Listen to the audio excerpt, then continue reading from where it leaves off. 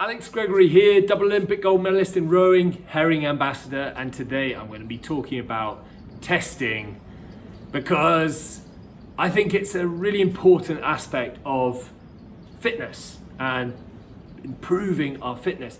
Having tests on the horizon allow us to work towards something. It gives us a goal, whether we've got one already or not, and also gives us a guide as to how well we're doing, how we're improving. It's a great way to motivate us.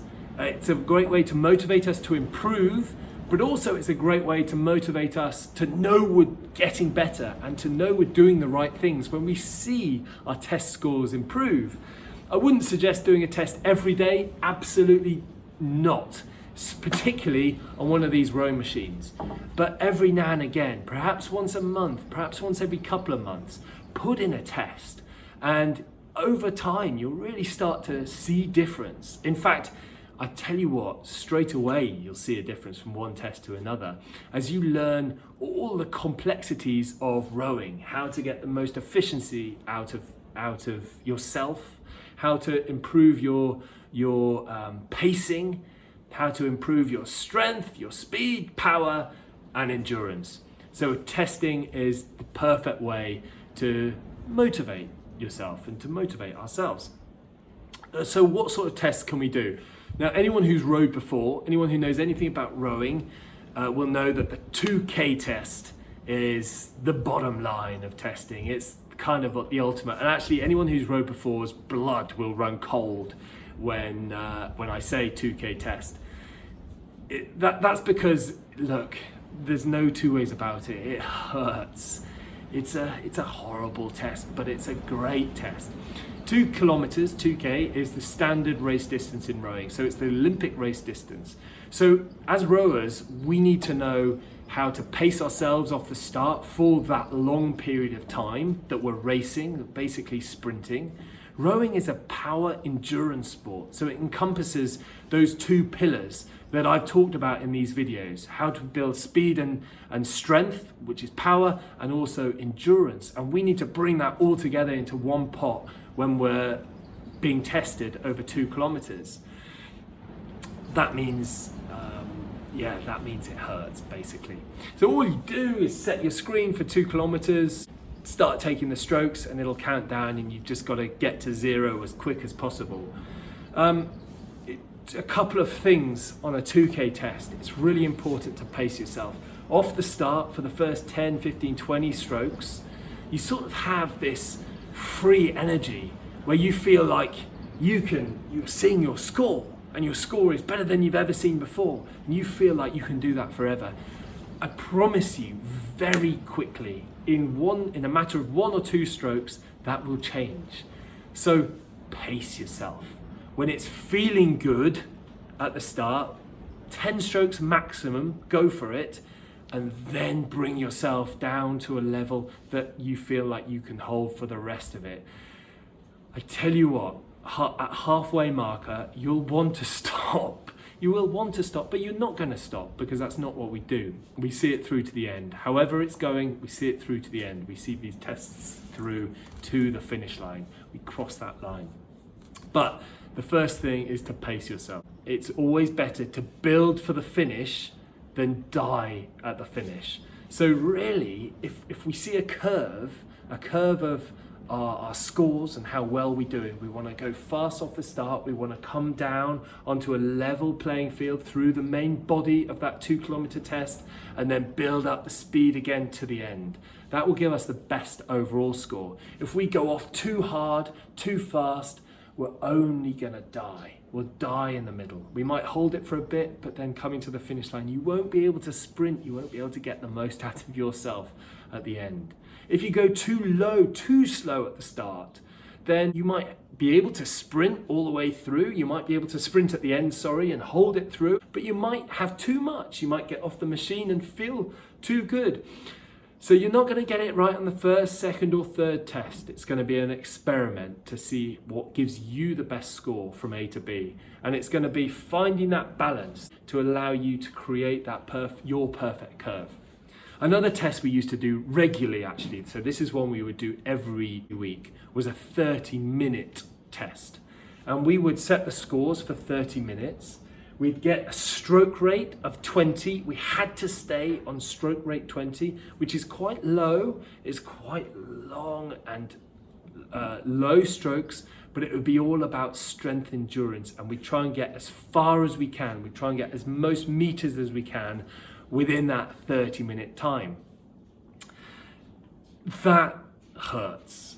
It's not high intensity because of the low stroke rate, but it's high power and it's high endurance. It's for a long period of time.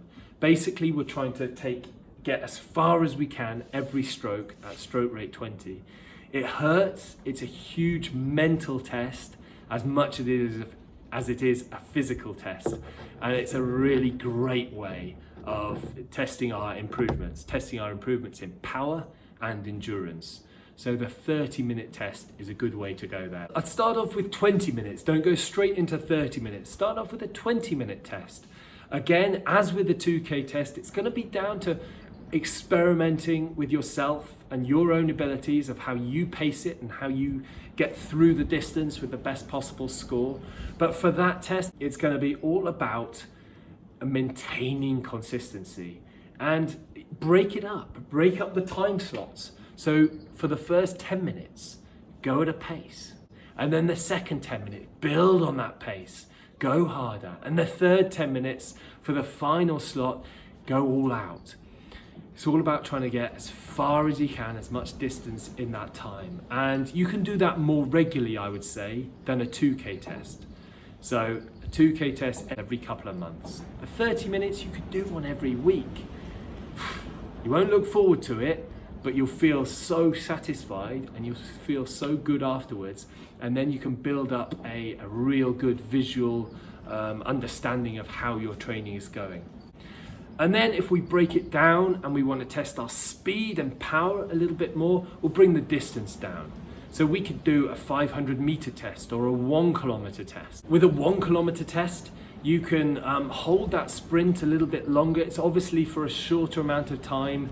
So you're not going to have the aerobic fatigue that you'll get for a 2 kilometer test.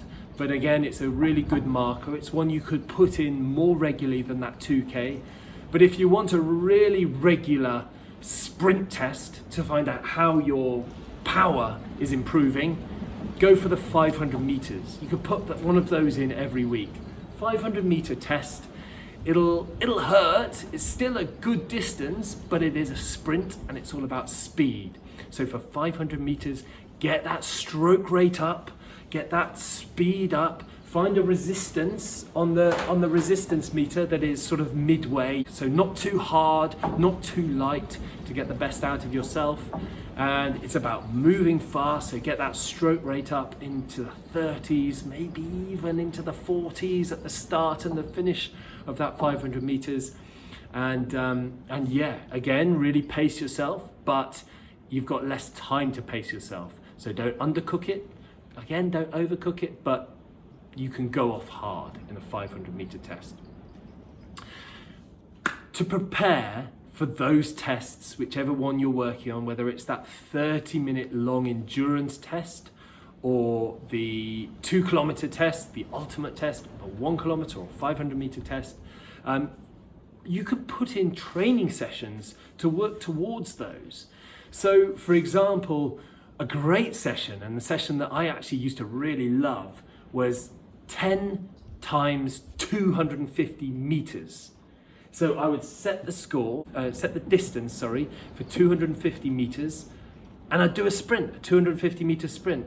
Have a minute off, have 30 seconds off, and then go again. And that gives you a really great gauge of what stroke rate you can do for a sprint, what resistance you can work towards to get the most power out, to get the best score. And it's a really great experimental training session in preparation for a test. So for all of those tests, I would really work on 250-meter training sessions. 10 of those, that's a great workout. It's a great workout. So I hope that gives you a bit of a guide as to some of the tests that you can incorporate in your training. Again, experiment with it, see what works for you, mix it up. There's plenty of options there to keep your training interesting, challenging. And every time you do a test, make sure you mark down the scores, the average scores, the pace you do, the speed you do, so you can work off that, build on that. The next time you do that test, you can try and work towards improving. I hope that helps. Good luck with it. Yeah, see you soon.